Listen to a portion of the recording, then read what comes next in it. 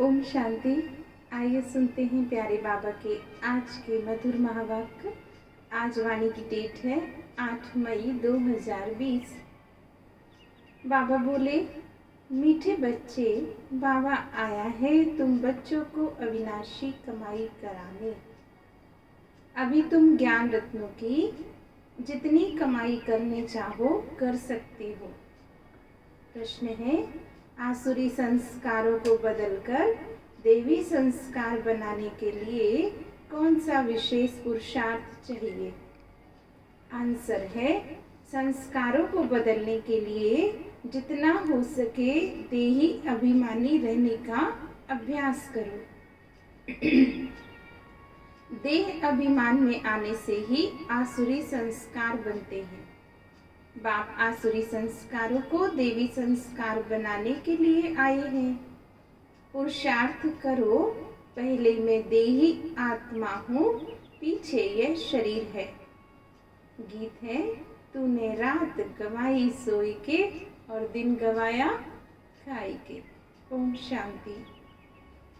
ये गीत तो बच्चों ने बहुत बार सुने हैं। रूहानी बच्चों प्रति रूहानी बाप सावधानी देते रहते हैं कि ये समय खोने का नहीं है, ये समय बहुत भारी कमाई करने का है। कमाई कराने के लिए बाप आया हुआ है। कमाई भी अथाह है, जिसको जितनी कमाई करनी हो उतनी कर सकते हैं। यह अविनाशी ज्ञान रत्नों से झोली भरने की कमाई है। यह भविष्य के लिए है। वह है भक्ति, यह है ज्ञान। मनुष्य ये नहीं जानते भक्ति तब शुरू होती जब रावण राज्य शुरू होता है, फिर ज्ञान तब शुरू होता जब बाप आकर राम राज्य स्थापन करते हैं। तो ज्ञान है नई दुनिया के लिए, भक्ति है पुरानी दुनिया के लिए। अब बाप कहते हैं, पहले तो अपने को आत्मा समझना है। तुम बच्चों की बुद्धि में है, हम पहले आत्मा हैं, पीछे शरीर है। परंतु ड्रामा प्लेन अनुसार मनुष्य सब रांग हो गए, इसलिए उल्टा समझ लिया है कि पहले हम देह हैं फिर देही है। बाबा कहते हैं ये तो विनाशी है, इसको तुम लेते और छोड़ते हो। संस्कार आत्मा में रहते हैं। देह अभिमान में आने से संस्कार आसुरी बन जाते हैं। फिर आसुरी संस्कारों को देवी संस्कार बनाने के लिए बाप को आना पड़ता है। वह सारी रचना उस एक रचना बाप की ही है। उनको सब फादर कहते हैं, जैसे लौकिक बाप को भी फादर कहा जाता है। तो बाबा और मम्मा ये दोनों अक्षर बहुत मीठे हैं। रचता तो बाप को ही कहेंगे। वह पहले माँ को अडॉप्ट करते फिर रचना रचते हैं। अब बेहद का बाप कहते, मैं आकर इनमें प्रवेश करता हूँ। इनका नाम बाला है, कहते भी हैं भागीरथ। मनुष्य का चित्र दिखाते हैं, कोई बेल आदि नहीं है। भागीरथ मनुष्य का तन है। तो बाप आकर बच्चों को अपना परिचय देते हैं। तुम हमेशा कहो हम बाप दादा के पास जाते हैं। सिर्फ बाप कहेंगे तो वह निराकार हो जाता। निराकार बाप के पास तो तब जा सकते जब शरीर छोड़े। ऐसे तो कोई जा नहीं सकते। ये नॉलेज बाप ही देते हैं। ये नॉलेज बाप के पास है। अविनाशी ज्ञान रत्नों का खजाना देते।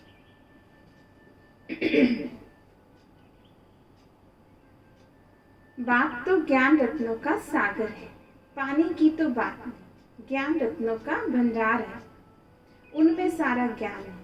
नॉलेज पानी को नहीं कहा जाता। जैसे मनुष्य को वेरिस्टरी, डॉक्टरी आदि की नॉलेज होती है, यह भी नॉलेज है। इस नॉलेज के लिए ऋषि मुनि आदि सब कहते थे, रचता और रचना के आदि मध्यंत की नॉलेज हम नहीं जानते, वह तो रचता ही जाने। झाड़ का बीज रूप भी वही है। सृष्टि के आदि मध्यंत का नॉलेज उनमें है। वह जब आए तब सुनाए। तो अभी तुमको नॉलेज मिली है तो तुम इस नॉलेज से देवता बनती हो। नॉलेज पाकर फिर प्रारब्ध पाते हो, वहाँ फिर इस नॉलेज की दरकार नहीं रहेगी। ऐसे नहीं देवताओं में ये ज्ञान नहीं है तो अज्ञानी है, नहीं, वह तो इस नॉलेज से वह पद प्राप्त कर लेते हैं। बाप को पुकारते हैं, बाबा आओ हम पतित से पावन कैसे बने, उसके लिए रास्ता बताओ। तुम जानते हो हम आत्माएं शांति धाम से आई हैं, वहाँ आत्माएं शांति में रहती हैं, यहाँ पाठ बजाने आते हैं। ये पुरानी दुनिया है तो जरूर नई दुनिया थी, वह कब थी, कौन राज्य करते थे, यह कोई भी नहीं जानते। तुमने अभी बाप द्वारा जाना है, बाप ही ज्ञान का सागर है, सद्गति दाता है, उनको ही पुकारते हैं, बाबा आकर हमारे दुख हरो, सुख शांति दो। तो आत्मा जानती है परंतु तमो प्रधान हो गई, इसलिए फिर से बाप आकर परिचय देते हैं। मनुष्य न आत्मा को न परमात्मा को जानते, आत्मा को ज्ञान ही नहीं जो आत्म, जो परमात्म अभिमानी बने। आगे तुम अभी नहीं जानते थे, बाबा ने कहा मनुष्य भी नहीं जानते, तुम बच्चे भी आगे नहीं जानते थे, अभी ज्ञान मिला है तो समझते हैं बरोबर सूरत मनुष्य की थी परंतु सीरत बंदर की थी। अभी बाप ने नॉलेज दी है तो हम भी नॉलेजफुल बन गए, रचना और रचना का ज्ञान मिला है। तुम जानते हो हमको भगवान पढ़ाते हैं, हमें पढ़ाने वाला स्वयं परमात्मा है, तो कितना नशा चढ़ना चाहिए। बाबा तो ज्ञान का सागर है, उनमें बेहद का ज्ञान है। तुम किसके पास भी जाओ, सृष्टि के आदि मदंत का ज्ञान तो क्या जाने, परंतु आत्मा क्या है वह भी नहीं जानते हैं। बाप को याद करते हैं, दुख हरता सुख करता, फिर भी कह देते ईश्वर सर्वव्यापी है।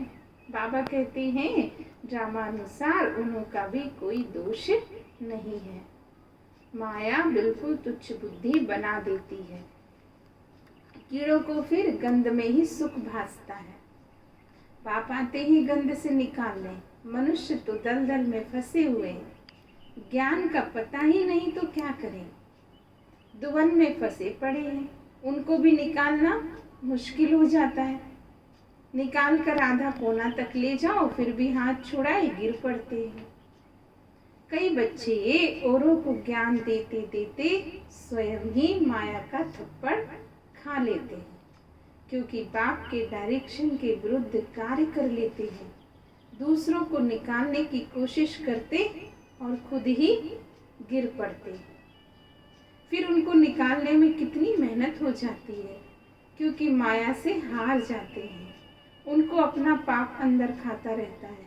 माया की लड़ाई है, अभी तुम युद्ध के मैदान पर हो। वह बाहुबल से लड़ने वाली हिंसक सेनाएं, तुम अहिंसक हो, तुम राज्य लेते हो अहिंसा से। हिंसा दो प्रकार की है, एक है काम कटारी चलाना और दूसरी हिंसा है किसको मारना और पीटना। तो तुम अभी डबल अहिंसक बनते हो। ये ज्ञान बल की लड़ाई कोई नहीं जानते, अहिंसा किसको कहा जाता है ये भी कोई नहीं जानते।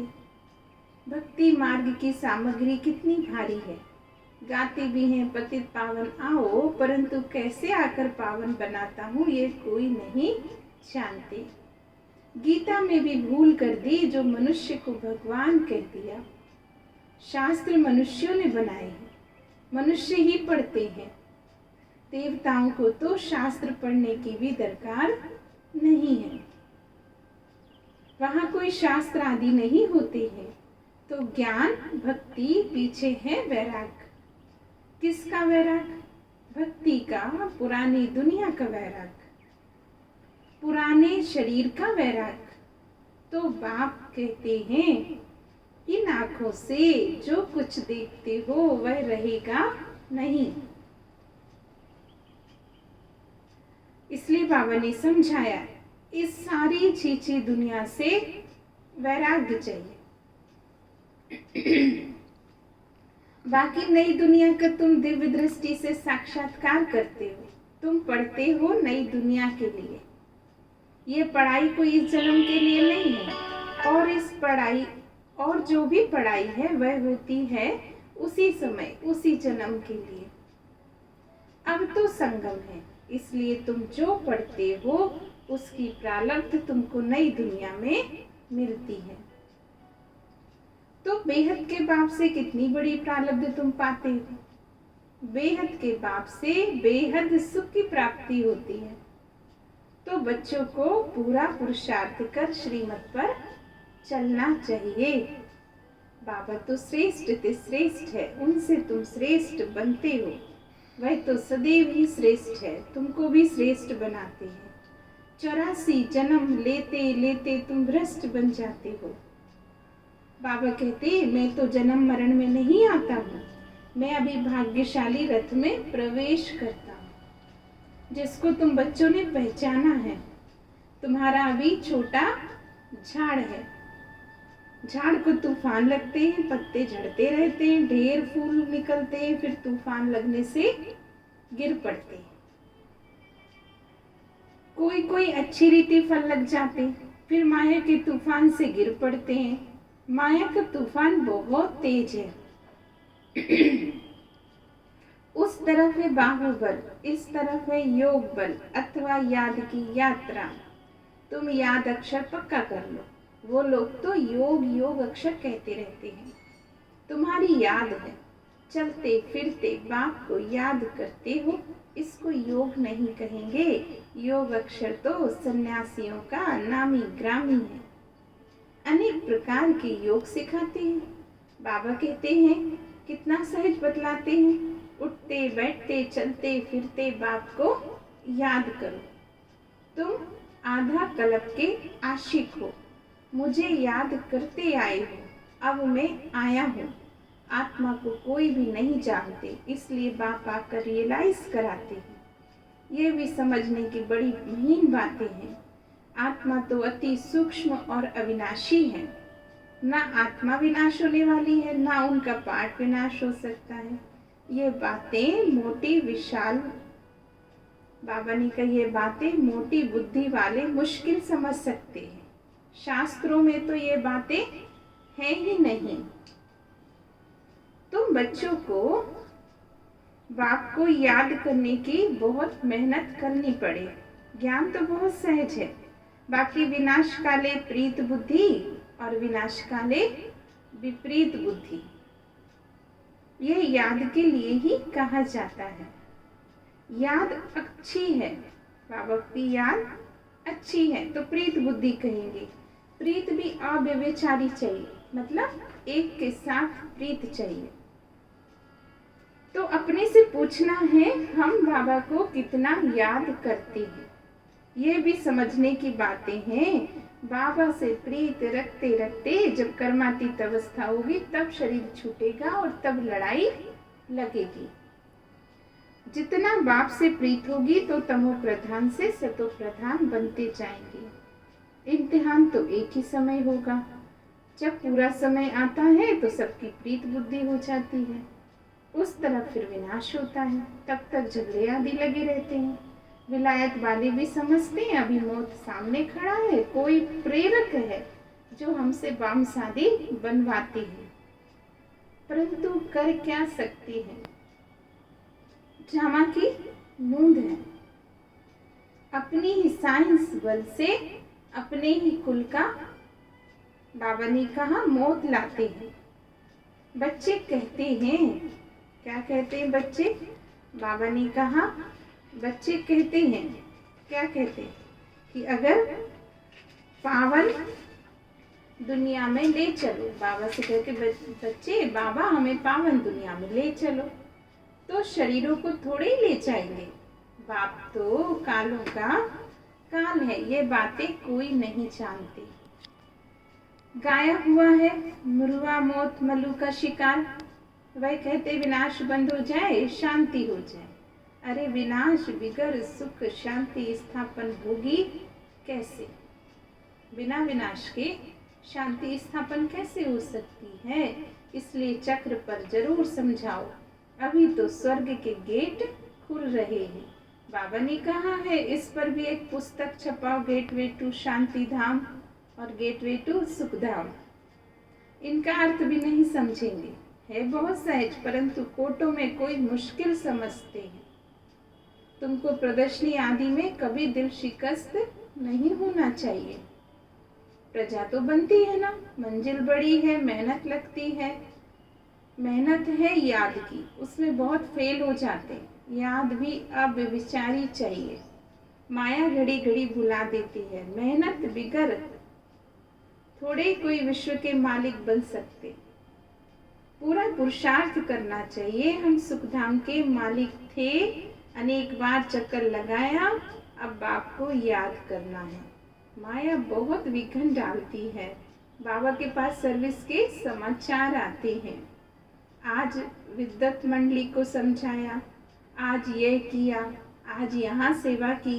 ड्रामानुसार माताओं का नाम वाला भी बहुत होना है। तो तुम बच्चों को ये ख्याल रखना है, माताओं को हमेशा आगे करना है। ये चैतन्य दिल वाला मंदिर है। तुम चैतन्य में बन जाएंगे, फिर तुम राज्य करते रहेंगे। भक्ति मार्ग के मंदिर आदि रहेंगे नहीं। अच्छा, मीठे मीठे सिकील दे बच्चों प्रति माता पिता बाप दादा का याद प्यार और गुड मॉर्निंग। रूहानी बाप की रूहानी बच्चों को नमस्ते। हम रूहानी बच्चों की रूहानी बाप दादा को याद प्यार और नमस्ते बाबा, नमस्ते, शुक्रिया। अभी सुनते हैं मुरली का सार। पहली पॉइंट है, एक बाप से अव्यभिचारी प्रीत रखते रखते कर्मातीत अवस्था को पाना है।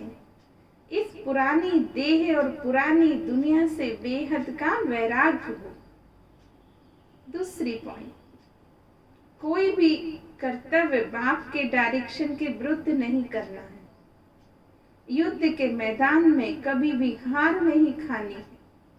डबल अहिंसक बनना है। आज बाबा ने वरदान दिया, अपनी रूहानी लाइट्स द्वारा वायुमंडल को परिवर्तन करने की सेवा करने वाले सहज सफलता मूर्त भव। अपनी रूहानी लाइट्स द्वारा वायुमंडल को परिवर्तन करने की सेवा करने वाले सहज सफलता मूर्त भव। जैसे साकार सृष्टि में जिस रंग की लाइट जलाते हो तो वही वातावरण हो जाता है। अगर हरी लाइट होती तो चारों तरफ प्रकाश भी हरा छा जाता है। लाल लाइट जलाते हो तो याद का वायुमंडल बन जाता है। वह स्थूल लाइट वायुमंडल को परिवर्तन कर देती है। तो आप लाइट हाउस भी पवित्रता की लाइट व सुख की लाइट से वायुमंडल परिवर्तन करने की सेवा करो तो सफलता मूर्त बन जाएंगे। स्थूल लाइट आंखों से देखते हैं, रूहानी लाइट अनुभव से जानेंगे। तो ऐसी सेवा करनी है। स्लोगन है, व्यर्थ बातों में समय और संकल्प गंवाना यह भी अपवित्रता है। व्यर्थ बातों में समय और संकल्प गंवाना यह भी अपवित्रता है। अच्छा, ओम शांति। शुक्रिया बाबा, शुक्रिया। ओम शांति।